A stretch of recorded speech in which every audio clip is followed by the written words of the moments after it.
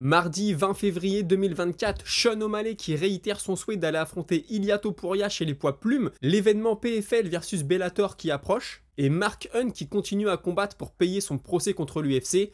On parlera bien sûr de toutes les actualités majeures du jour, c'est le moment MMA, soyez tous les bienvenus.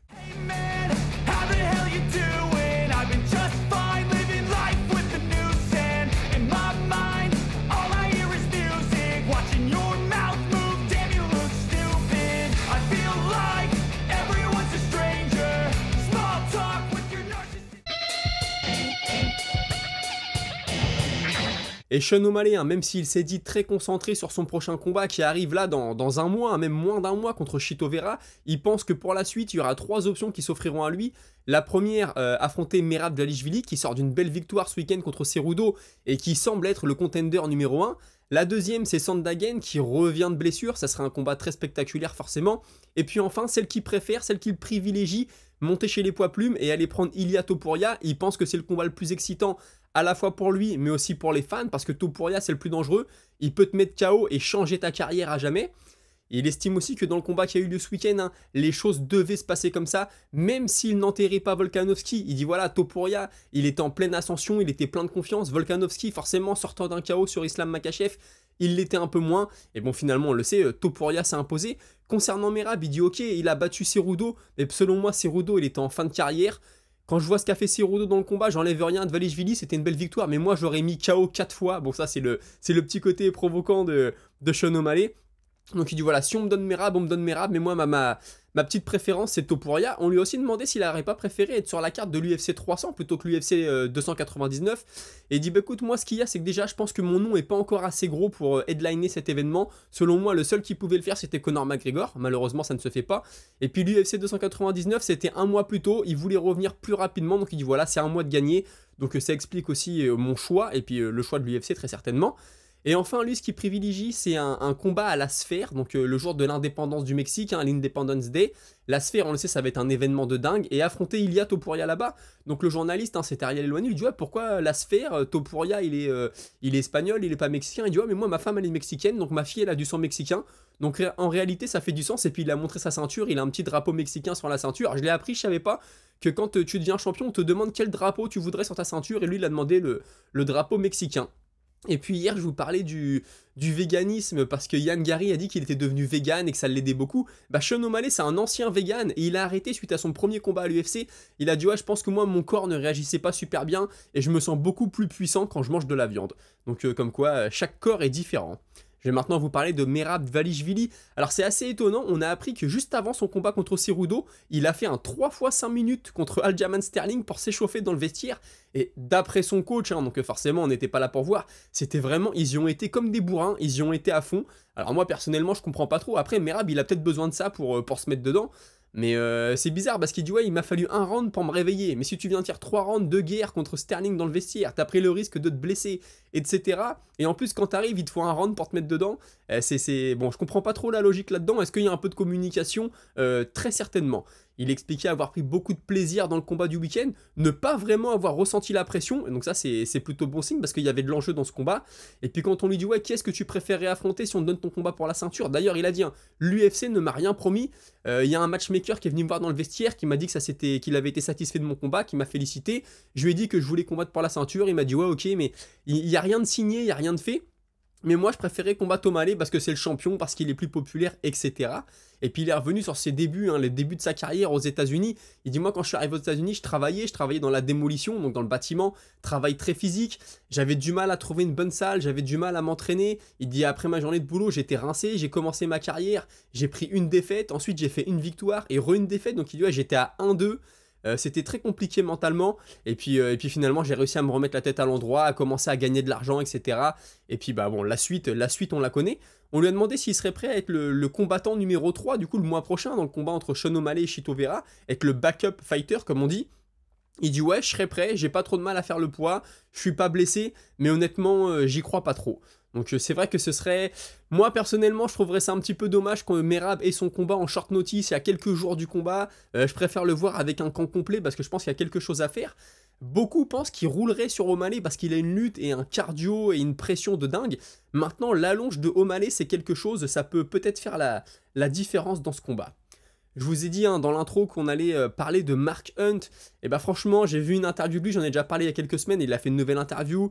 J'ai du mal à comprendre, j'ai l'impression qu'il s'est entêté dans un truc, là, dans une voie sans issue, qu'il est en train de lui laisser de l'énergie, de l'argent, alors qu'il pourrait profiter de sa carrière, hein, avec de sa retraite, pardon, avec la carrière qu'il a fait, l'argent qu'il a gagné.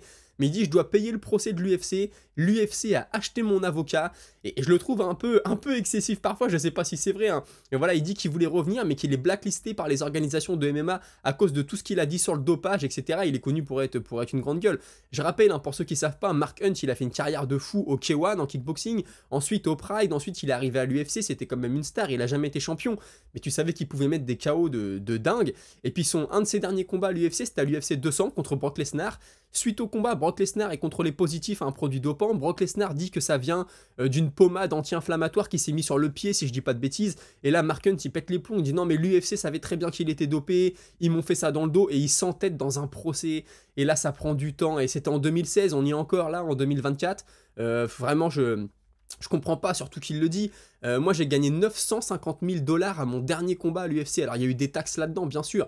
Moi, j'avais lu le livre de Mark Hunt. Il a gagné énormément d'argent. Il a beaucoup cramé aussi, faut être honnête. Il a fait beaucoup de gros voyages. Il a vécu un peu comme un roi. Il était accro au casino. Alors, il a réussi à passer ses addictions au casino en se mettant aux jeux vidéo, qui lui coûtait un peu moins cher. Mais voilà, je comprends pas. Franchement, je pense qu'il est dans les mauvais choix. Alors après... Parfois, il a fait des déclarations un peu spéciales. On se rappelle, à la fin de sa carrière à l'UFC, il n'était pas du tout en bon terme à l'UFC. Il avait eu un combat annulé à quelques jours parce qu'il avait dit dans une interview « Ouais, parfois la nuit, je me mets à parler tout seul. J'ai des... » C'est comme s'il avait des phases où le cerveau se mettait à vriller. Donc l'UFC avait dit « Ah, bah, il a pris trop de coups au cerveau, nous, on le fait pas combattre, etc. » Et il n'a pas toujours fait les bons choix. Il n'a pas toujours été très intelligent dans ses choix, je dirais. Et enfin, il comptait aller combattre au Barnacle. Il dit « Ah, je pensais que c'était en bonne voie. Puis j'ai vu la photo de Dana White avec le président du Barnacle. J'ai compris que c'était mort pour moi. Et je pense que les combattants doivent se rebeller parce qu'ils gagnent pas assez d'argent, etc. » Et puis surtout, il dit « Ouais, moi, je déteste l'entraînement. Là, j'ai besoin de 10 semaines pour me remettre dedans avant de rentrer en camp d'entraînement. Et puis surtout, mon premier combat, c'est la diète. Et je l'avais déjà dit, il avait pris énormément de poids. » Donc je trouve ça triste hein, pour Mark Hunt à son âge, il approche des 50 ans s'il les a pas déjà, hein, c'est la génération Le Banner. Le gars il a gagné de l'argent à fond puis il s'entête dans des procès, c'est perdu d'avance. Je sais pas ce qu'il attend mais j'espère qu'il y a des gens autour de lui qui vont le conseiller et lui dire d'arrêter avant que ce soit trop tard si ça ne l'est pas déjà. Un petit tour à l'UFC 300 maintenant, Alex Pereira contre Jamal Hill. Vous le savez, c'est le main event. Pereira est favori à moins 162, donc tout petit favori. Et puis Jamal Hill a dit que voilà, l'UFC l'avait contacté là tout récemment, juste avant l'UFC 298, et lui avait demandé d'être le main event. Alors apparemment, ils lui ont dit qu'il y avait d'autres pistes, mais ce qu'ils voulaient, c'était Hill contre Pereira. Donc je pense que c'est parce qu'avant, ils ont eu beaucoup de refus, donc là maintenant dans la liste, ça devient lui le numéro 1. Et il dit ouais c'est ce que les gens veulent, moi on m'en a beaucoup parlé, on m'a beaucoup demandé si je serais sur le 300. À la base c'était pas du tout sur mon radar, mais comme c'est le choix de l'UFC, j'ai dit oui. Bah, tu m'étonnes, il va pas dire non à ce genre d'exposition. Et puis toujours à l'UFC 300, on savait, il y avait eu 3 combats de proposés à Leon Edwards. Il semblerait, d'après les journalistes, que ces combats c'était Khamzat Chimaev, Shavkat Rakhmonov et Islam Makhachev. Alors je pense que ce qui joue beaucoup, hein, c'est le ramadan. Je pense que beaucoup de ces combattants n'ont pas voulu combattre juste après le ramadan, se taper un camp d'entraînement, ce que je peux comprendre. Et puis bon, apparemment pas de Bilal Mohamed là-dedans. Bon bah pourtant lui il avait dit qu'il était ok pour combattre n'importe quand, donc c'est bien dommage pour lui. Ce week-end, c'est l'événement du PFL, champion contre champion, les champions du Bellator contre les champions du PFL. Et donc ça, je pensais que c'était au mois de mars, je sais pas pourquoi, mois de février, ça vient très vite, c'est ce week-end.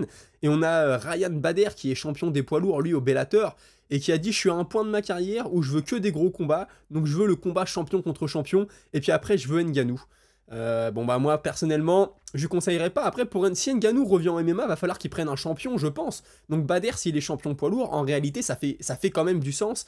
Mais je pense quand même qu'il y a une différence de niveau entre les deux. Bader très bon lutteur mais c'est pareil il est plus tout jeune. Ça pourrait très mal tourner pour lui mais bon ça reste du MMA, tout peut arriver. Est-ce que c'est lui qui aura le droit au retour de Ngannou? Déjà faut gagner ce week-end et après on verra. Toujours sur cette carte, on a Patricio Pitbull qui va maintenant affronter Gabriel Braga. Braga, lui, il a 25 ans, il est sur un 12-1.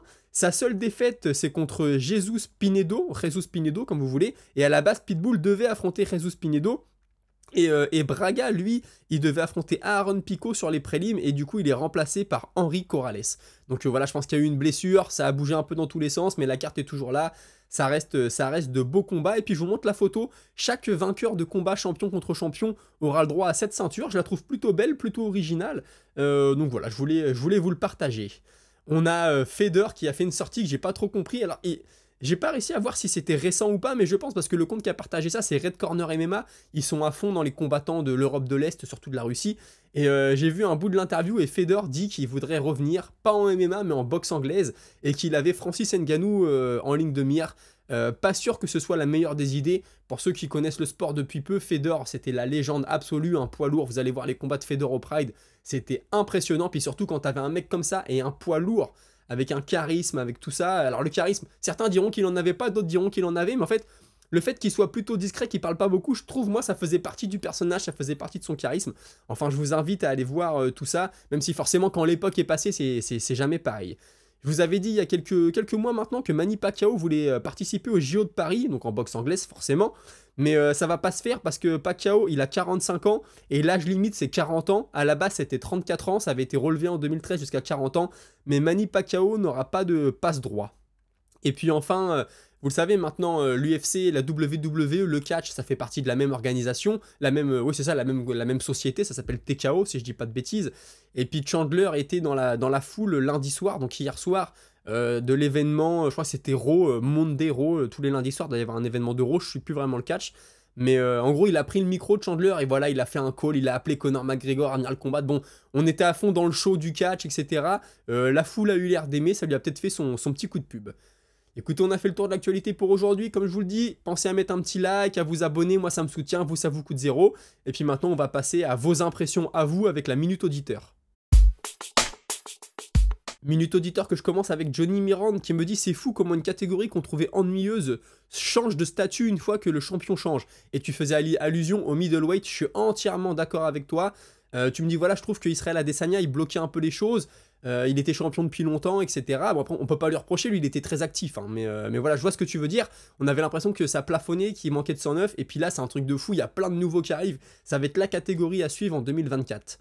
Ensuite, il y a Caparzo qui me dit comme vous, déçu pour Volkanovski, et contrairement à toi, j'ai trouvé qu'il contrôlait plutôt bien le combat en première partie. Il s'est fait surprendre sur une belle accélération, et il le sait. La victoire est méritée, et j'ai aimé la musique d'entrée de Topuria, ça marche bien avec son style. Il amène un nouveau personnage, et c'est toujours très intéressant dans ce sport qui reste aussi du spectacle.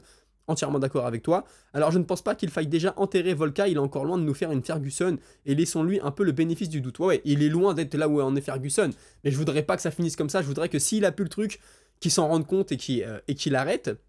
Et puis bon, toi après tu trouves que Volkanovski gérait plutôt bien le début de combat, comme quoi hein, tout est subjectif, tu regardes un combat avec un pote, vous êtes deux, vous pensez pas la même chose. Et tu me dis pour l'UFC 300, ça a tellement traîné en longueur qu'honnêtement plus rien n'aurait pu me surprendre, mis à part évidemment un retour improbable qui ferait pleurer n'importe quel fan de MMA du genre Khabib contre GSP. Laissez-moi dans mon délire, mais à force de laisser filer le poisson, la ligne a cassé, je ne pense pas être le seul à avoir fait « Ah ouais, ok », à l'annonce du main event, au lieu de repasser la vidéo pour voir si mes oreilles venaient bien d'entendre ce truc de fou. Comme tu le dis, cela reste sans conteste une très belle carte, mais rien d'incroyable non plus. Et ouais, je suis d'accord avec toi, l'UFC, ça a 300, ça a traîné en longueur, il nous a vendu le truc, je vais faire une carte de fou, ceci, cela. Il en a beaucoup parlé, bah après ça fait parler, moi j'en ai parlé les dernières semaines, je crois que je fais 5 émissions la semaine, il y a au moins 3 voire 4 émissions où j'en parlais, forcément c'est l'actualité, tout le monde veut savoir, moi ça m'intéressait aussi. Bon bah voilà, on a une carte comme je l'ai dit, je pense pour les hardcore fans. Ensuite, on a Nanashi qui me dit « Penses-tu que Topuria peut résister à Holloway malgré sa ceinture noire de JJB? Il a l'air de vouloir rester en anglaise à l'UFC, mais pas sûr que cela soit le meilleur choix contre Max. » Alors, je pense, si les deux sont à 100%, parce qu'après, on a Chris qui me dit « Holloway va dérouiller contre Gaethje, même erreur que Volka contre Makhachev. S'il combat 4 mois après contre lui, il va se faire exploser par Topuria. » Alors moi, je pense que si les deux sont à 100%, on peut avoir un beau combat quand même. Alors, je peux me tromper, je vois peut-être Holloway plus beau qu'il ne l'est, mais je pense que Holloway peut mettre une grosse pression à Topuria. Je pense en plus qu'il aura l'avantage de la longe. Il va mixer un peu avec les kicks, donc pourquoi pas. Holloway est connu pour avoir un menton. Maintenant, Topuria, il frappe tellement fort que même avec un menton, je sais pas si ça suffit. Moi, je pense qu'on pourrait avoir un très beau combat, que Topuria peut-être pourrait nous surprendre et aller au sol. Hein. Mais ouais, après, c'est vrai, comme dit Chris, le combat contre Gaethje peut laisser des traces face à Holloway, mais je comprends aussi que Holloway ait eu envie de monter, prendre Gaethje, parce que les choses, ça bouchonnait un peu pour lui chez les poids plumes. Il est à un moment de sa carrière où je pense qu'il est plus proche de la fin que du début. il y a peut-être beaucoup d'argent à prendre pour lui. Donc je comprends aussi son choix, et puis il est à un moment de sa carrière où il a plus non plus besoin de prouver, hein. Il a été champion, il a combattu, il a pris tous les contenders chez les poids plumes, il a joué le rôle du gatekeeper. Donc voilà, c'est toujours une situation très compliquée. Et j'ai TNSN qui me dit: ne penses-tu pas qu'un petit Costa contre Imavov serait une bonne option? Costa pourrait se dire qu'il peut se relancer et Imavov gratter du buzz et des places dans le classement. Alors là, je suis entièrement d'accord, je l'ai pas vu venir, j'y avais pas pensé. Imavov, Costa, franchement, je pense que pour Imavov, ce serait une super opportunité. Costa, il reste très populaire, il est aimé par l'UFC. Costa pourrait se dire que Imavov, bon voilà, c'est un combat un peu plus prenable que les autres, ce qui serait une erreur, je pense. Mais ouais, ce serait un super combat. Et tu me dis, Saladin Parnasse, soi-disant, on lui propose un combattant du Rising, sûrement moins de 66 pour le KSW Paris. En revanche, je connais pas mal le KSW et Patrick, voilà, je vais écorcher son nom, je suis désolé, Patrick Kasmarsik a sous-entendu être en camp d'entraînement pour devenir champion. Il est numéro 2 des 66 et n'a pas affronté Salah encore. Il est vraiment très bon, croyez-moi. Bah écoute, on ira voir ça. Alors je vous le dis les gars, désolé, c'est Patrick Kasmarsik. Vous irez voir dans les commentaires de l'épisode d'hier, parce que c'est un nom assez compliqué à prononcer. Et écoutez, on a fait le tour pour aujourd'hui, un bel épisode, j'ai encore des choses à vous dire pour demain, forcément, j'en ai gardé un petit peu. On sait jamais si l'info était ultra grosse demain, mais voilà, ce week-end on va être gâtés, hein. Il y a l'UFC Mexico City, il y a le PFL, ça va être un bel événement. Alors le PFL c'est chiant, c'est sur DAZN, ça aurait été sur RMC, ça aurait été beaucoup plus simple. Enfin je dis pas de bêtises, hein, c'est sur DAZN je crois, à moins que ce soit une bonne surprise et que ce soit encore sur RMC celui-ci. Mais bref, on fera au mieux pour suivre ça, et puis nous on se retrouve demain à 17 h, passez une bonne soirée, salut!